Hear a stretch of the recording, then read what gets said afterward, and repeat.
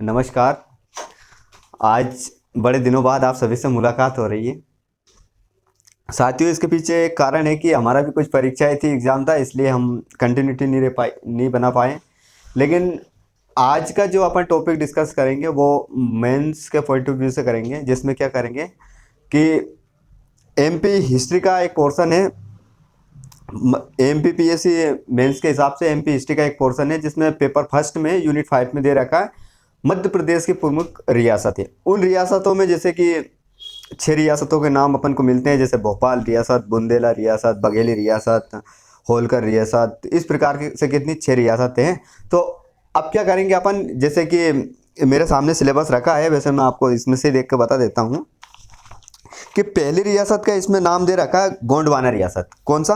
गोंडवाना। और आपके पास भी एक सिलेबस जरूर रखना है, क्योंकि जब पढ़ते हैं तो सिलेबस एक तरीके से अपने को रास्ते दिखाने का काम करता है कि अपने को क्या पढ़ना है और क्या पढ़ना है, क्या छोड़ना है। ये सब कहाँ से होता है? ये सिलेबस से होता है, एक ओल्ड क्वेश्चन पेपर। तो जब भी कोई सब टॉपिक पढ़े तो सर्वप्रथम तो उसका सिलेबस, दूसरे उसके एमसीक्यू यानी को जो पुराने साल जो क्वेश्चन पूछे गए इस प्रकार से। तो इसमें कौन कौन सी रियासत है? जैसे गोंडवाना रियासत हो गई, बुंदेली रियासत हो गई, बघेली रियासत हो गई, होलकर रियासत हो गई, सिंधिया और भोपाल रियासत। इस प्रकार से क्या है अपने को, और ये कहाँ से कहाँ तक पढ़ना?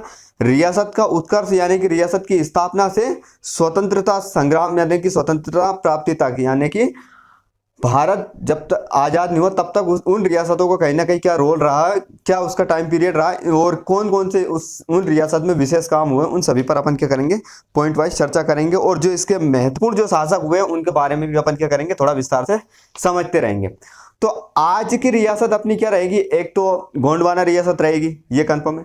तो गोंडवाना रियासत से इससे पहले जो परीक्षा हुई है मेंस की, उसमें कौन कौन से क्वेश्चन डिजाइन हुए हैं उसको अपन थोड़ा सा समझने का प्रयास करेंगे। जैसे कि इसमें से कौन सा क्वेश्चन पूछा गया है और आगे कौन सा क्वेश्चन पूछने की संभावना बन सकती है उस रियासत के हिसाब से, प्री के हिसाब से और मेंस के हिसाब से, दोनों तरीके से अपन उसको क्या करेंगे, थोड़ा सा समझने का प्रयास अपन करेंगे। आ गई बात समझ में? तो आज हम गोंडवाना रियासत को शुरू करेंगे। गोंडवाना रियासत का परिचय देखेंगे। पहले तो इसका उत्कर्ष कैसे हुआ, यानी कि ये इसका ओरिजिन कहाँ से हुआ। अच्छा, गोंडवाना इसका नाम क्या था इससे पहले, और अच्छा गोंडवाना नाम था तो इसके पीछे क्या कारण है। तो इन सभी के बारे में अपन थोड़ा सा समझने का प्रयास करते हैं। तो आइए अपन शुरू करते हैं। कौन सी? गोंडवाना रियासत। पहला गोंडवाना रियासत भैया, कौन सा? गोंडवाना रियासत। अब अपन एकदम जीरो से शुरू कर रहे हैं, मतलब शुरू से शुरू कर रहे हैं। तो अपन पहले तो सर, अच्छा ये गोंडवाना रियासत है तो ये रियासत की लोकेशन क्या है, यानी कि अपन गोंडवाना जो रियासत को पढ़ रहे हैं तो उसकी अगर लोकेशन देखेंगे मध्य प्रदेश में, तो उसकी मध्य प्रदेश में क्या लोकेशन है, यानी कि एमपी में इसको कहां पर अपन डिकोड करेंगे, तो उसको अपन देखने का प्रयास करते हैं। थोड़ा सा ये एमपी का मैप बनाने का मैं प्रयास कर रहा हूं, शायद मैं कुछ अच्छा बना पाऊँ उसको। तो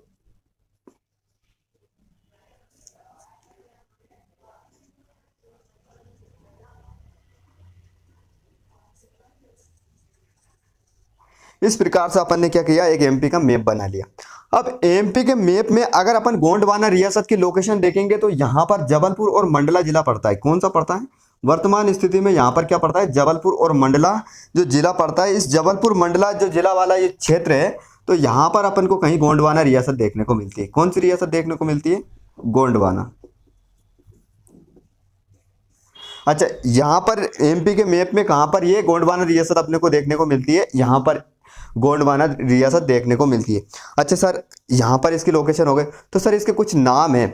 अब उनके नामकरण के पीछे अपन कुछ इसका कॉन्सेप्ट समझेंगे कि इसके क्या क्या नाम अपन को मिलते हैं। एक तो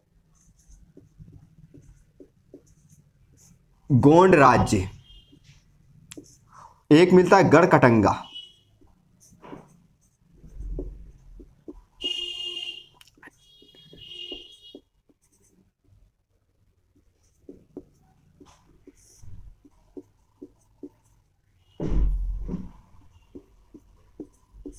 इसके तीन नाम मिलते हैं अपने को। क्या?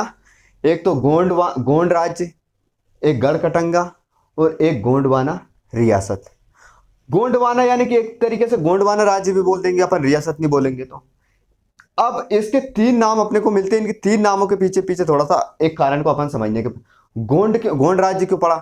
सर यहाँ पर अगर अपन देखेंगे ना, सबसे ज्यादा गोंड जनजातियों बहुल्य क्षेत्र, यानी कि अगर इस एरिया में अपन देखेंगे मंडला, डिंडोरी, बालाघाट वाला ये एरिया, यहाँ का जो क्षेत्र है, यहाँ पर जबलपुर वाला क्षेत्र, जबलपुर मंडला वाला क्षेत्र, तो यहाँ पर सबसे ज्यादा हमें गोंड जनजाति मिलती है। कौन सी जनजाति की बहुलता पाई जाती है, यानी कि सर्वाधिक अगर कोई सी जनजाति पाई जाती है तो कौन सी जनजाति यहाँ पर पाई जाती है? तो गोंड जनजाति पाई जाती है। कौन सी जनजाति पाई जाती है?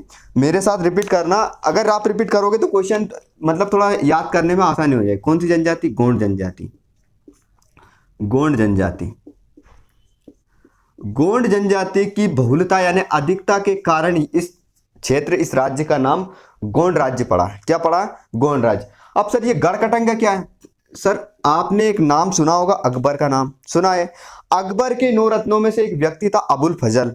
अबुल फजल गोंडवाना रियासत के बारे में यानी कि गोंड राज्य के बारे में लिखता है। किस नाम से लिखता है? गढ़कटंगा के नाम से। कौन से नाम से? अबुल फजल। अबुल फजल ने एक बुक लिखी, अबुल फजल ने एक बुक लिखी। कौन सी? अबुल फजल। तो अबुल फजल एक बुक लिखता है आईन अकबरी, यानी कि अकबरनामा।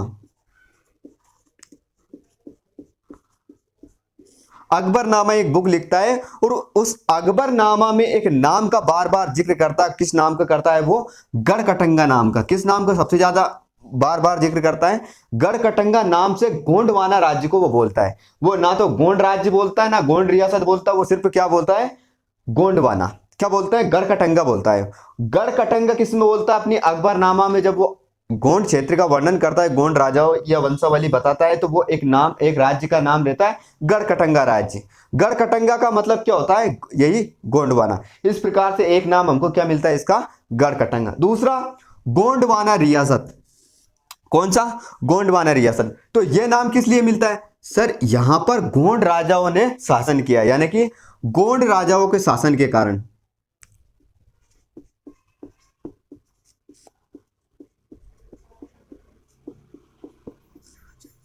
गोंड राजाओं के शासन के कारण या सबसे प्राचीन गोंडवाना लैंड, आप जियोग्राफी में पढ़ेंगे गोंडवाना लैंड,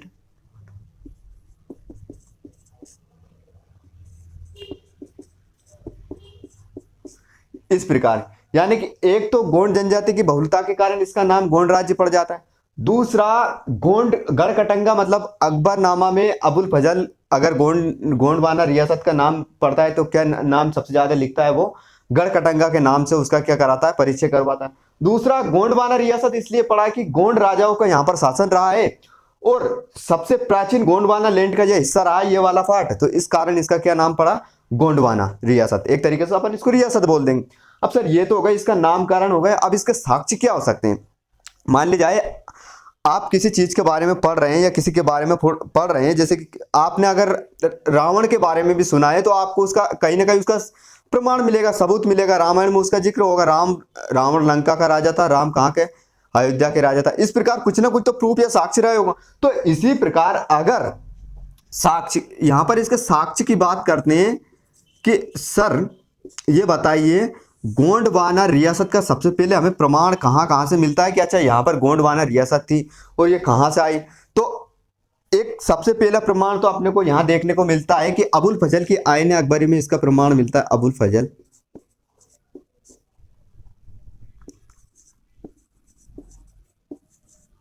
फजल की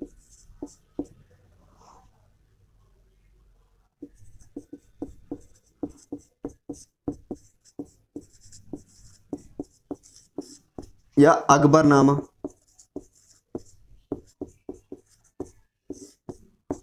दूसरा, एक इनमें शासक है हृदय साथ।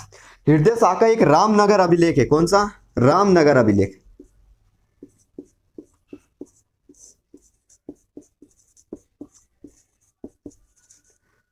रामनगर अभिलेख।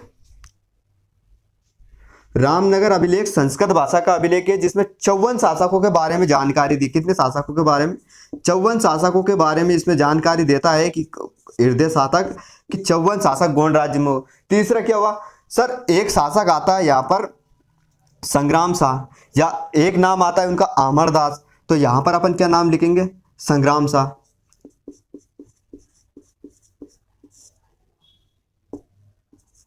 संग्राम शाह का या संग्राम शाह के पुलुत्स वंशी सिक्के,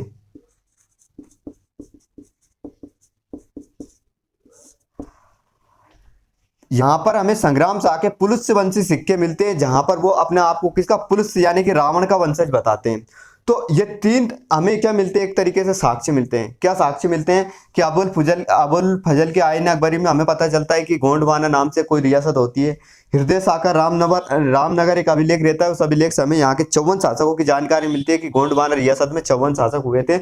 यहाँ से हमें एक प्रूफ मिल जाता है कि वास्तव में कि कोई रियासत थी, यहाँ राजा था। एक हमें संग्राम शाह या अमरदास के क्या मिलते हैं, हमें पुलुत्स वंश सिक्के यानी कि गोल जो सिक्के रहते हैं, या देवगढ़ की टकसाल से ये सिक्के निकाले जाते हैं। अगर इसकी थोड़ी डीपली अपन जानते हैं तो देवगढ़ की एक टकसाल रहती है, उस टकसाल से ये सिक्के निकलते हैं, तो इनकी एक जानकारी मिलती है। इस प्रकार हमें इसके बारे में साक्ष्य मिलते हैं कि वास्तविकता में गोंडवाना नाम से कोई रियासत है, गोंडों का कोई राज्य रहा है यहाँ मध्य प्रदेश में। इस प्रकार हमें इसकी थोड़ी हमें क्या मिलती है, जानकारी।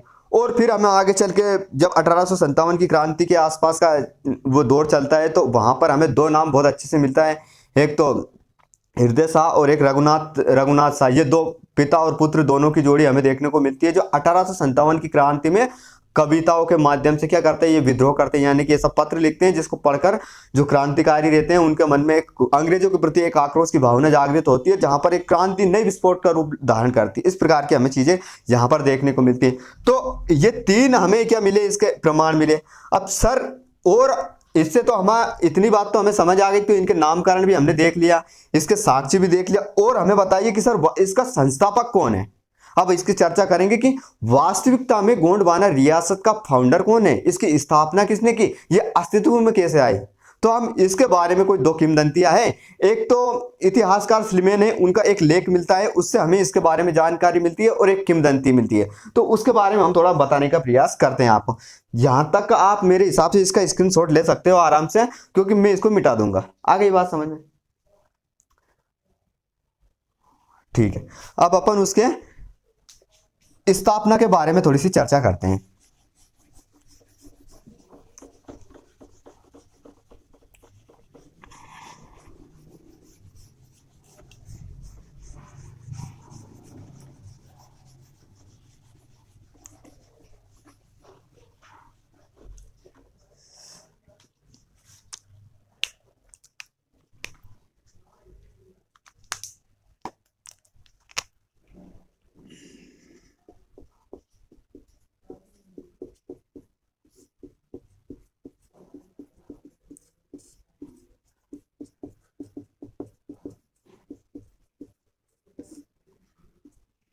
गोंडवाना रियासत का संस्थापक। अब हमको सर ये देखना है कि हमने इसका नामकरण देख लिया, इस रियासत के जो साक्ष्य या प्रमाण थे कहाँ से मिले वो हमने देख ली।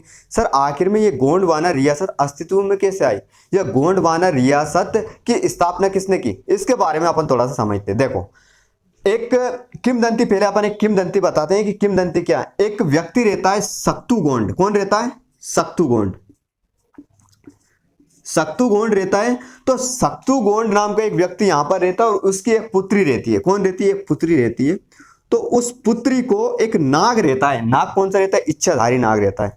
तो उस इच्छाधारी नाग से सक्तुगोंड की पुत्री को प्रेम हो जाता है। क्या हो जाता है, प्रेम हो जाता है। किसको हो जाता है, सक्तुगोंड की कन्या रहती है पुत्री, और उस पुत्री को किससे प्रेम हो जाता है, एक नाग से प्रेम हो जाता है। उस नाग से एक पुत्र पैदा होता है, उस पुत्र का नाम था धारुसा। कौन था, उस पुत्र का क्या नाम था, उस पुत्र का नाम था धारुसा।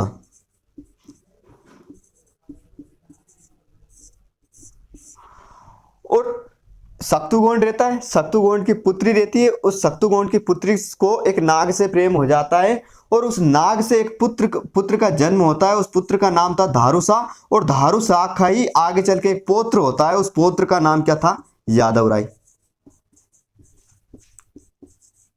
कौन था? यादव राय। एक नाम निकल के आता है हमें यादव राय, किसका? धारूशाह का पौत्र यादव राय। सक्तुगोंड की एक पुत्री रहती है, उस पुत्री को किससे? नाग से प्रेम हो जाता है। ये किंवदंती है। किंवदंती क्या है कि गोंडवाना रियासत के हम फाउंडर की बात कर रहे हैं, इसके संस्थापक की बात कर रहे हैं कि आखिर में गोंडवाना रियासत आई कैसे। तो उस अस्तित्व को हम जानने की कोशिश कर रहे हैं कि वास्तविकता में गोंडवाना रियासत का संस्थापक कौन है। आ गई बात समझ में? तो हम उस संस्थापक को देखने का प्रयास कर रहे हैं कि किंवदंती क्या बताती है और स्लीमैन का जो लेख है वो लेख हमें क्या बताता है। तो इसमें क्या बताते हैं कि यहाँ पर एक व्यक्ति रहता, कौन व्यक्ति रहता? उसका नाम रहता है सक्तुगोंड, और सक्तुगोंड की एक पुत्री रहती है, कौन पुत्री रहती है? और उस पुत्री को एक नाग से प्रेम हो जाता है। नाग एक इच्छाधारी नाग था। जब वो कन्या के साथ सहवास में आता था तो वो पुरुष का रूप धारण कर लेता था। इस कारण उनको एक पुत्र हुआ, उस पुत्र का नाम था धारूशाह। और इस धारूशाह का ही आगे चल के एक पौत्र होता है, कौन होता है? यादव राय। यादव राय को क्या बोला जाता है? इस गोंडवाना रियासत का क्या माना जाता है? संस्थापक माना जाता है। आ गई बात समझ में? कौन? एक नाम निकल कर आ रहा है, यादव राय। तो इसका संस्थापक यहां हमें देखने को कौन मिलता है? यादव राय। अब हम देखेंगे एक इतिहासकार है स्लीमैन, तो उनके लेख से हमें क्या जानकारी मिलती है? स्लीमैन एक व्यक्ति रहता है स्लीमैन, और स्लीमैन क्या बोलता है कि एक क्षेत्र है, यानी कि गोदावरी दक्षिण एक नदी, कौन सी नदी पड़ती है उसमें थोड़ा सा देखने का प्रयास करते हैं। एक गांव है सहल गांव। तो सहल गांव का मुखिया था, कौन था? जोध सिंह। कौन था? एक गांव है सहल गांव।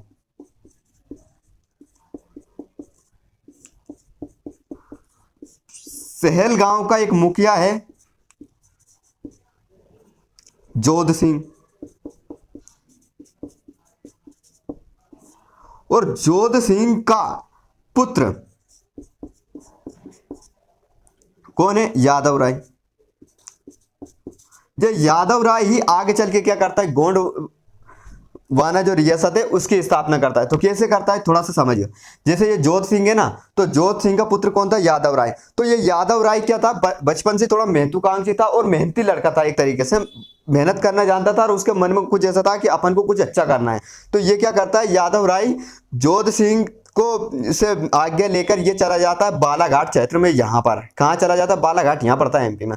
तो बालाघाट में उस समय एक राजवंश रहता है राजवंश। क्या है? राजवंश यहाँ पर रूल करता है। तो यहाँ पर ये जोध सिंह जाता है और यहाँ पर क्या करता है? वो एक सूबेदार, जानते हो, एक तरीके से सिक्योरिटी गार्ड मान लो। सूबेदार तो थोड़ा बड़ा पद हो जाता है, ये सिक्योरिटी गार्ड का काम करता है, ये किले का रखवाले का काम करता है। तो ये गेट पर बैठा रहता है बढ़िया से तलवार लेके। तो कहां पर है वंश का रूल होता है? यहाँ पर। कहां पर? बालाघाट में। तो ये यहाँ पर क्या करता है? जोध सिंह जाकर वहां पर सिक्योरिटी गार्ड का काम करता है, एक तरीके से, मतलब कि वहां पर सुरक्षा कर्मी का काम करता है। तो अब इसको एक दिन रात में क्या होता है कि इसको एक अचंबा दिखता है। अचंबा मतलब एक ऐसी अद्भुत चीज दिखती है कि दो गोंड, एक महिला और दो पुरुष, एक आगे पुरुष और उसके बीच में एक महिला और एक पीछे पुरुष, उसके पीछे एक बड़ा सा बंदर चल के आ रहा है। तो वो ऐसी अद्भुत चीज को देखता है और देखकर वो डर जाता है, और डर कर वो क्या करता है? किले की रखवाली कर रहा था, उस रखवाली को छोड़कर वो क्या जाकर सो जाता है चुपचाप जाकर। तो इसको वहां पर एक सपना आता है। तो सपना आता है, किसको आता है? यादव राय को। यादव राय को सपना आता है, तो सपने में उनको कोई देवी आती है। तो देवी ये बोलती है, देख यादव राय कि तुम ये जो ये बालाघाट वाला क्षेत्र छोड़कर तुम एक ब्राह्मण है, रामनगर के एक ब्राह्मण है, कौन है? सर्वे पाठक। कौन है? सर्वे पाठक। तो तुम सर्वे पाठक के पास जाओ और उनको तुम अपना क्या बनाओ? गुरु बनाओ। क्या बनाओ? गुरु बनाओ, और ये तुम्हें एक बड़े राज्य की स्थापना करने में मदद करेंगे। क्या करेंगे? कौन करेंगे? सर्वे पाठक। कहाँ के हैं ये? रामनगर के। तो ये क्या करते हैं भाई साहब? सुबह अपने बोरिया बिस्तर बांधता है, और बोरिया बिस्तर बांध कर ये पहुंच जाता है किसके पास? सर्वे पाठक के पास। कौन पहुंच जाता है? यादव राय पहुंच जाता है। तो ये यादव राय का वहां पर जाता है। कहाँ जाता है? सर्वे पाठक के पास कि गुरुजी कि मेरे को एक सपना आया, सपने में ऐसा ऐसा हुआ कि एक देवी आई और देवी ने बोला कि मैं आपको गुरु बनाऊंगा और आप मुझे क्या करोगे? बड़े राज्य की स्थापना करने में बड़ी मदद करोगे मेरी। तो आप मेरे गुरु बन जाइए और मैं बड़े राज्य की कोई की स्थापना करूंगा। ऐसा उसने बोला कि भाई यादव राय, गुरु बोलते हैं कौन? सर्वे पाठक जी, कि बिल्कुल मैं तुम्हारी मदद करूंगा और तुम्हारा गुरु भी बनूंगा, लेकिन तुम मुझसे वादा करो कि जब भी तुम एक बड़े राज्य की स्थापना करोगे तो मुझे तुम उस राज्य का प्रधानमंत्री बनाओगे। क्या बनाओगे? प्रधानमंत्री बनेगा, पीएम यानी प्राइम मिनिस्टर तुम मुझे ही बनाओगे। तो ऐसी बात सुन के गुरुजी की, कौन, यादव राय बोल देता है कि बिल्कुल गुरुदेव, हम आपको क्या बनाएंगे, अपना प्राइम मिनिस्टर यानी कि प्रधानमंत्री बनाएंगे। और वो क्या करते हैं, उनको एक ज्ञान देते हैं। क्या देते हैं कि देखो यादव राय, मेरी बात सुनो, अब जो मैं बोलता हूँ वो काम करो तुम, शायद तुम्हें अच्छी दिशा मिल जाए। तो जो तुम जहां पर तुम ये रखवाली का काम कर रहे हैं ना, यादव ये लांजी के किले में, बालाघाट में ये लांजी का किला है वंशी राजा यहाँ पर रूल कर रहे हैं। तो तुम ऐसे करो, यहां से जाओ, इसको छोड़ो और तुम जाओ गोंड राज्य। कहाँ जाओ, गोंड राज्य। ये तो बहुत छोटे हैं, यहाँ से तुम्हें कुछ नहीं मिलना। तुम वहां जाकर तुम्हें राज्य की चीजें सीखो, वहां पर जाकर नौकरी करो और तुम वहां का जैसे कि राज्य संचालन, ये सारी चीजें तुम सीखो ताकि तुम्हें आगे चल के काम आ। यादव राय अपने गुरु सर्वपाठक की बात मानकर यहाँ से चलता चलता चलता गोंडवाना क्षेत्र में यानी गोंडवाना राज्य में ये क्या कर जाता है, दाखिल हो जाता है। अब वहां पर होता क्या है भाई साहब, ये जाते हैं, उस समय यहां पर चल रहा था स्वयंवर। कहां पर, गोंड राज्य में। गोंड राज्य की राजकुमारी का नाम है रत्नावली। कौन है, रत्नावली। तो रत्नावली का क्या चल रहा था, स्वयंवर चल रहा था। अब उस स्वयंवर में सतती राजा की एक नीलकंठ पक्षी रहता है, नीलकंठ। ये नीलकंठ पक्षी जिसकी खंधे पर जाकर बैठेगा, मैं रत्नावली का विवाह उस व्यक्ति से करवा दूंगा। ये किसकी, ये जो शर्त किसकी थी, ये शर्त थी गोंड राज्य के जो राजा थे उनकी शर्त थी कि उनकी पुत्री रत्नावली का विवाह उसी व्यक्ति से होगा जिसके कंधे पर जाकर ये नीलकंठ पक्षी बैठ जाए। तो भाई साहब अपना यादव राय यहाँ पहुंचे ही था और ये बड़ा किस्मत वाला था, नीलकंठ पक्षी उड़ा और उड़कर उसके कंधे पर जानकर बैठ गया। कौन बैठ गया, नीलकंठ पक्षी। अब नीलकंठ पक्षी बैठा तो रत्नावली का विवाह किससे करवा दिया, भाई अपने यादव राय से करवा दिया। यादव राय की किस्मत इतनी अच्छी कि ये पहुंचा, इसके नीलकंठ पक्षी इसके कंधे पर बैठा और रत्नावली की शादी हो जाती। रत्नावली का कोई भाई नहीं था। जब रत्नावली के पिता मरते हैं तो ये घर जमाई रहता है, अंत में ये क्या बन जाता है, वहां का राजा। तो सर हमें क्या समझ आया, ओवरऑल अगर हमने देखा किंवदंतियों के अनुसार या स्लीमैन के लेख के अनुसार हमने अगर चीजों को देखी तो क्या हमें एक चीज समझ के आई कि गोंडवाना रियासत का रियल फाउंडर या संस्थापक कौन है, कौन है, यादव राय।